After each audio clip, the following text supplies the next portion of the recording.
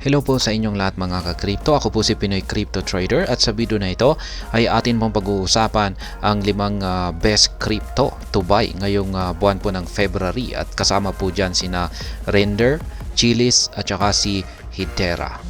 Ayan, nandito po yung kompletong listahan. Si Render, Polygon or Matic, si Ituktuk, Chiliz at saka panglima po ay si Hedera or HBAR.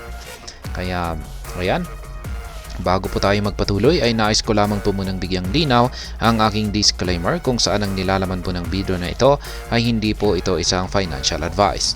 For education and information purposes lamang po ang layunin nito. Maliban po dito ay nais ko na rin pong magbigay babala na wala pong kahit anumang group chat ang Pinoy Crypto Trader. Ayan, ang number 1 natin dito sa listahan ay itong si Render or RNDR.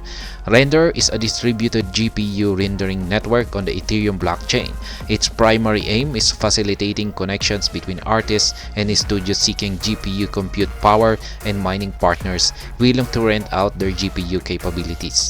In this network, artists use RNDR tokens, which are ERC20 utility tokens, to acquire GPU compute power from providers. Kaya ayan po si Render.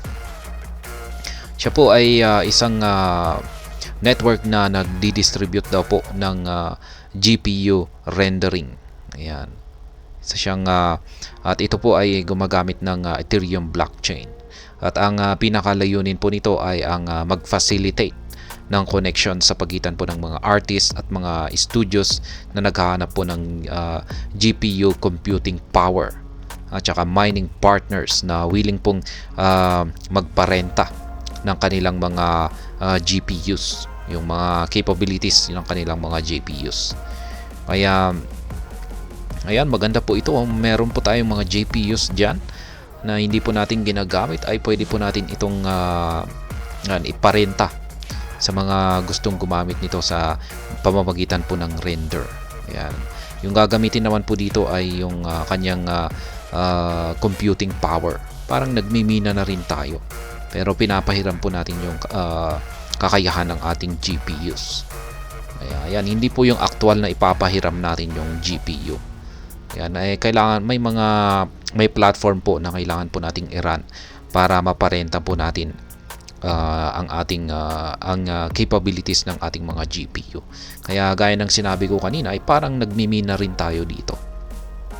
Kaya ayan po, number 1 si Render, number 2 ay si Polygon or si Matic.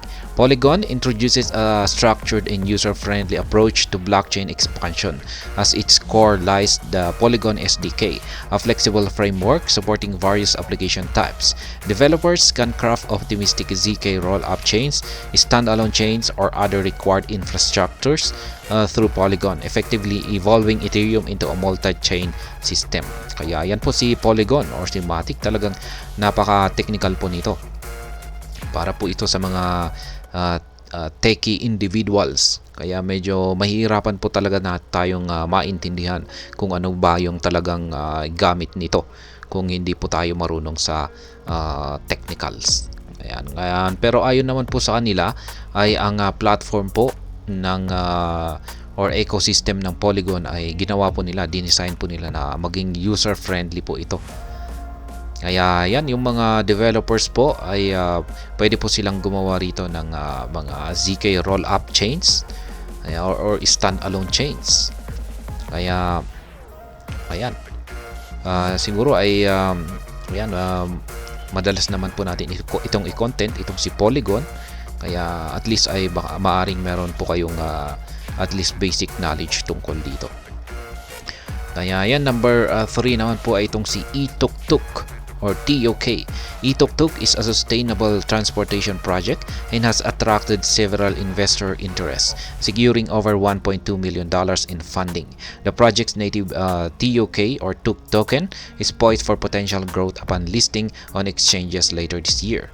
Furthermore, Ituktuk operates on BNB Chain and Cardano, aiming to foster inclusivity and facilitate cross-chain interoperability. This strategy is expected to drive rapid expansion, impacting sustainability and financial inclusion in developing regions. Kaya yan po si Ituktuk. Ayan, siya naman po ay nakafocus sa transportation or transportasyon. Kaya ito po ay nagdulot ng interest para sa mga investor para mag-invest dito. Kaya nagkaroon na po siya ng funding na umaabot po ng $1.2 million.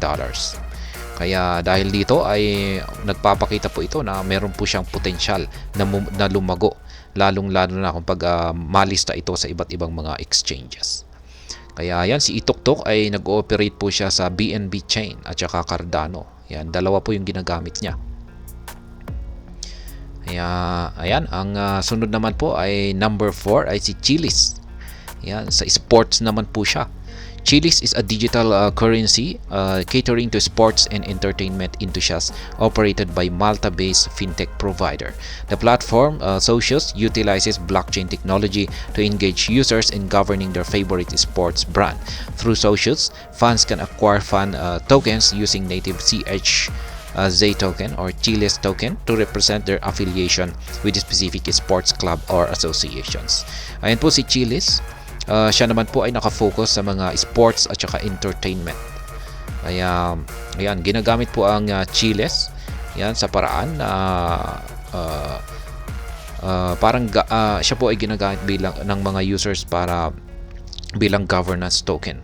Yan, sila po ay makakapag-vote. Yan, pwede po nilang gagamitin ito na mag-vote sa kanilang mga paboritong mga sports brand. Ayan, at marami pang ibang mga dinidevelop nila yan or na kung saan ay magagamit ang Chiliz token.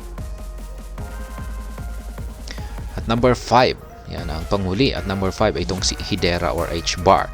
Hedera is a significant token in decentralized economies. It aims to fix issues in older blockchain platforms like slow speed and instability, offering a fairer and more efficient system. HBAR serves two purposes: powering services like smart contracts and securing the network through staking. Ayan po ang gamit naman ni Hedera or HBAR. Siya po ay nakafocus sa pag-aayos ng mga blockchains, lalong-lalo na yung mga lumang blockchains. Inaayos po niya ito para mas magiging mabilis at saka mas efficient at saka marami pang iba. Kaya yan po, number 5 si Hedera, number 4 ay si Chiliz, number 3 ay si Ituktok, number 2 ay si Polygon or Matic, at number 1 ay si Render or RNDR. Kaya ayan, yan po yung mga 5 mga best cryptocurrencies daw na magandang bilhin ngayong buwan ng February. At ayun, hanggang dito na lamang po tayo sa video na ito. Sana po ay inyong nagustuhan ang aking paliwanag dito. Kung inyo po itong nagustuhan ay pag-click lamang po ang like button nito. Para naman po sa mga bago lamang dito, kayo po ay aking inaanyayahan para mag-subscribe. Pag-click na rin po ang bell icon nito dahil ito po ang siya magsisilbing notification nito sa mga bagong videos na akin pong ina-upload sa aking YouTube channel na ito. Marami pong salamat sa panonood. Ingat po tayo lagi at God bless po sa ating lahat.